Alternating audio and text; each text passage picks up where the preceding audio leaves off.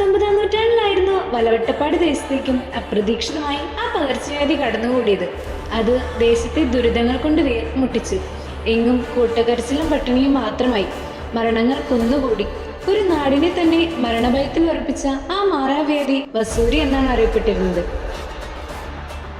ബ്ലാഹയിൽ തറവാട്ടുകാർ ഇഷ്ടദാനമായി നൽകിയ ഒരു വലവട്ടപ്പാട് ചുറ്റളവിലായിരുന്നു ദേവാലയം സ്ഥിതി ചെയ്തിരുന്നത്. പൊറുതിമുട്ടി പ്രത്യാശ നഷ്ടപ്പെട്ട ജനത ഓടിയെത്തിയത് ദേവാലയത്തിൽ പുണ്യാളുടെ സഹായത്തെ ആശ്രയിക്കാനായിരുന്നു. ഉറ്റവരുടെയും ഉടയവരുടെയും വേർപാടിൽ മരണത്തെ മുന്നിൽ കണ്ട് ജീവിച്ചിരുന്ന ഒരു കാലഘട്ടത്തിൽ ഒരു നാടിന്റെ വേദനയും കണ്ണീരും പ്രാർത്ഥനയും കേട്ട ദൈവം തന്റെ ജനത്തിനായി ഒരു പടയാളിയെ അയക്കുന്നു.